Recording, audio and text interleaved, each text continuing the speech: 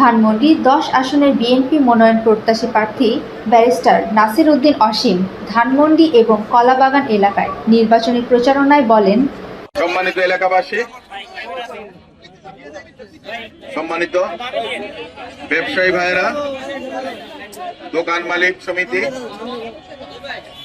এই কলাবাগানের বাসিন্দারা যারা আছেন তাদের উদ্দেশ্যে যদি কথা বলছি, বাংলাদেশ জাতীয়তাবাদী দল সমগ্র দেশে আন্দোলন সংগ্রামের মধ্য দিয়ে বহু শহীদের রক্ত এবং ত্যাগের বিনিময়ে যে ফ্যাসিস্টের পতন ঘটিয়েছেন, তার পরবর্তীতে আমাদের প্রত্যাশা অতি সত্বর একটি জাতীয় নির্বাচন।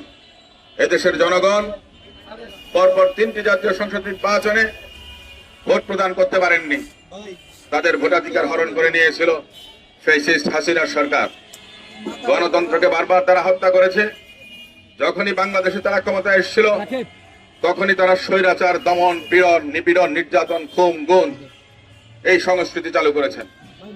আমরা বাংলাদেশে নতুন রাজনৈতিক বন্দোবস্ত, নতুন রাজনৈতিক সংস্কৃতির জন্য রাজপথে সামাজিক বলেন, পারিবারিক বলেন, প্রতিষ্ঠান বলেন, প্রশাসন বলেন, পুলিশ প্রশাসন বলেন, বিচার প্রশাসন বলেন, বিচার বিভাগ বলেন, সব জায়গায় আমরা সংস্কার চেয়েছি। আমাদের দলের নেতা জনাব তারেক রহমান রাষ্ট্র সংস্কারের 31 দফা দিয়েছিলেন 2023 সালে।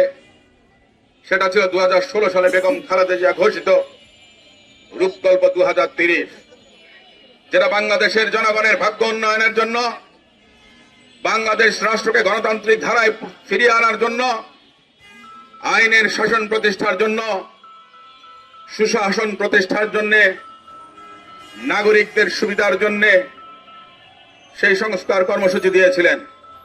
অনেকে সংস্কারের নামে কালক্ষেপণ করে জাতীয় সংসদ নির্বাচনকে অনেক দূর পর্যন্ত নিয়ে গেছেন। অতীত স্বৈরাচারের পতনের 6 মাসের মধ্যে নির্বাচন হওয়া উচিত ছিল। আগামী ফেব্রুয়ারি 2026-এ যদি নির্বাচন না হয়, এদেশের স্বাধীনতার সার্বভৌমত্ব বিলীন হবার আশঙ্কা আছে।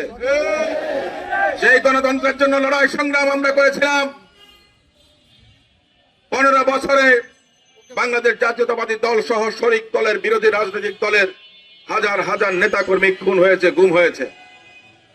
জুলাই আগস্ট অভ্যুত্থানের সময় হাজারের উপরে ভাই বোনরা আত্মাহুতি দিয়েছেন। তাদের রক্তের সঙ্গে এই সরকার যেন প্রতারণা করতে না পারেন,